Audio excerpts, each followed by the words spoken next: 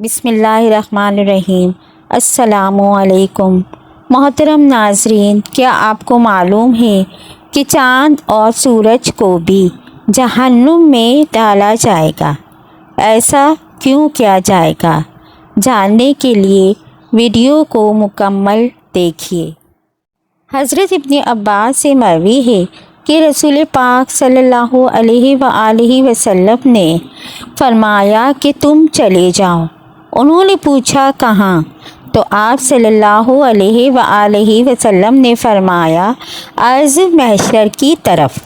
حضرت معاویہ بن حیدر سے روایت ہے کہ آپ صلی اللہ علیہ وآلہ وسلم نے ارشاد فرمایا کہ تم اس طرف جمع کیے جاؤ گے، اور آپ صلی اللہ علیہ وآلہ وسلم نے ملک شام کی طرف اشارہ کیا۔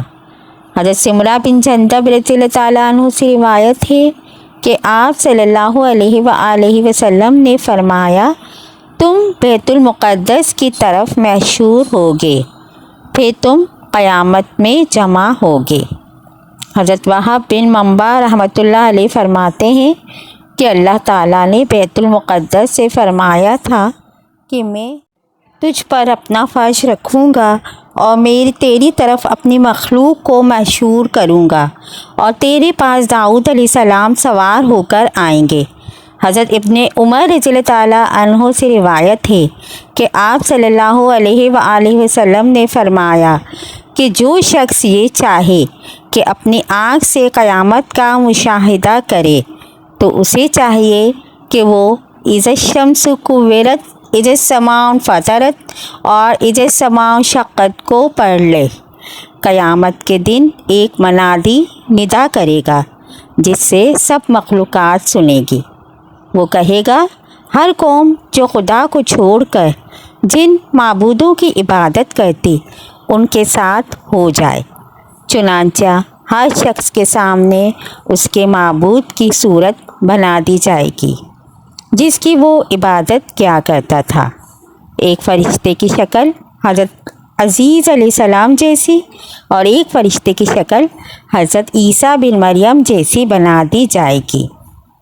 چنانچہ یہودی اور عیسائی ان دونوں کے پیچھے چل پڑیں گے، پھر یہ معبود انہیں جہنم کی طرف لے جائیں گے۔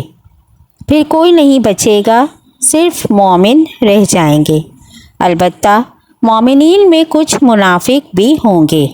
اللہ تعالیٰ ان کے سامنے جس حالت میں چاہیں گے ظہور کریں گے اور فرمائیں گے اے لوگو، سب لوگ چلے گئے، تم بھی اپنے خدا کے ساتھ جس کی تم عبادت کرتے تھے اس کے ساتھ چلے جاؤ۔ وہ عرض کریں گے کہ خدا کی قسم، اللہ کے سوا ہمارا کوئی معبود نہیں، ہم غیر اللہ کی عبادت نہیں کرتے تھے۔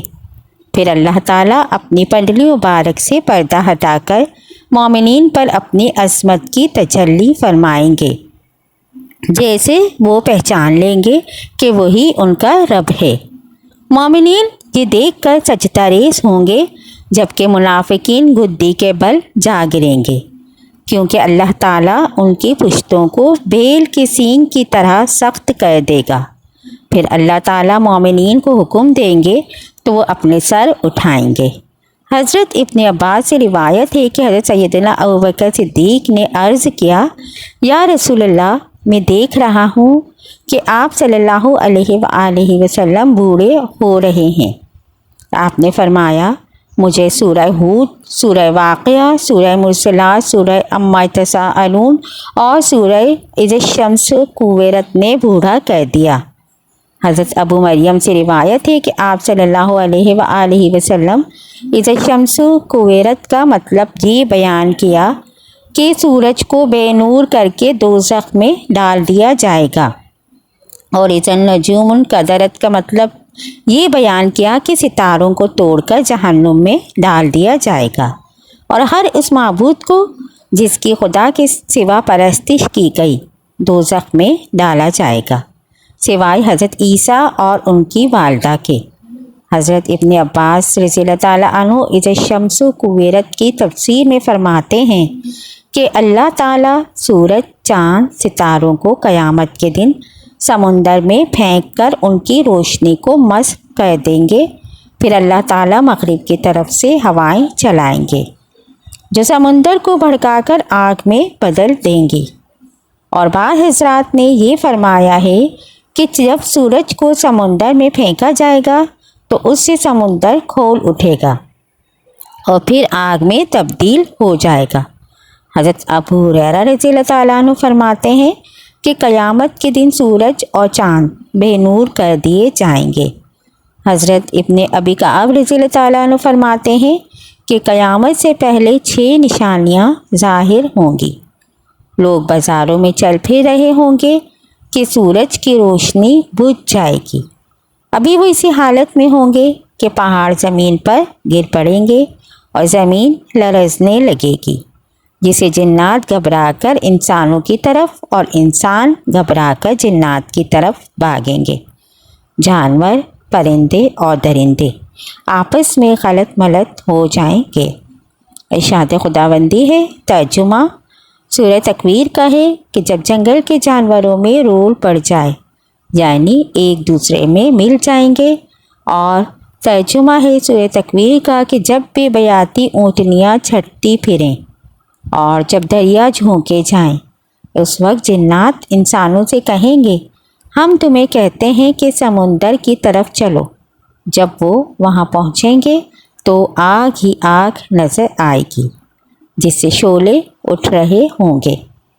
لوگ اسی حالت میں ہوں گے کہ اچانک زمین پھٹ کر 7ویں زمین سے جا لگے گی اور آسمان پھٹ کر 7ویں آسمان سے جا ملے گا۔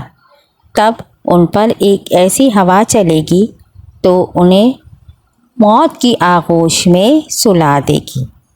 حضرت ابن مسعود فرماتے ہیں کہ آسمان کی حالت تبدیل ہوتی رہے گی، کبھی تو وہ المحل کی طرح ہوگی اور کبھی وردت قدہان اور کبھی واہیہ۔ آسمان پھٹتا رہے گا اور اس کے احوال تبدیل ہوتے رہیں گے۔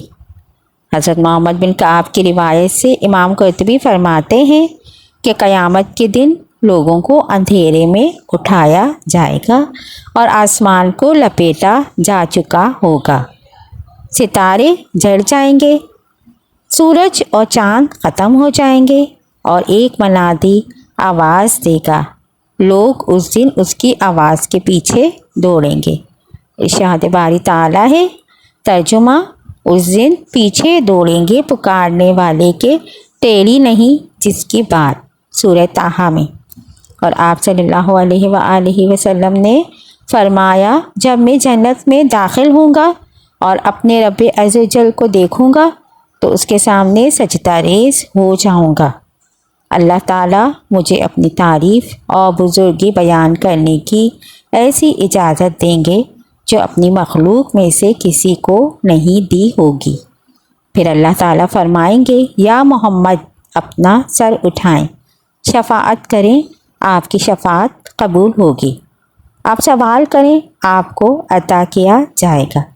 جب میں اپنا سر اٹھاؤں گا تو اللہ تعالیٰ استفسار فرمائیں گے کہ آپ کیا چاہتے ہیں، حالانکہ اللہ تعالیٰ خوب جانتے ہیں۔ میں عرض کروں گا، یا اللہ، آپ نے مجھ سے شفاعت کا وعدہ فرمایا تھا، بس آپ جنتیوں کے حق میں میری شفاعت قبول فرمائیں تاکہ وہ جنت میں داخل ہو سکیں۔ اللہ تعالیٰ فرمائیں گے، میں نے ان کے حق میں آپ کی شفاعت قبول کی اور ان کو جنت میں داخل ہونے کی اجازت دی ہے۔ اس ذات کی قسم جس نے مجھے حق کے ساتھ بھیجا ہے، اور اللہ تعالیٰ، اور اس طرح لوگ جنت میں داخل ہوں گے۔ اللہ تعالیٰ ہمیں نیک اعمال کرنے کی توفیق عطا فرمائے، آمین۔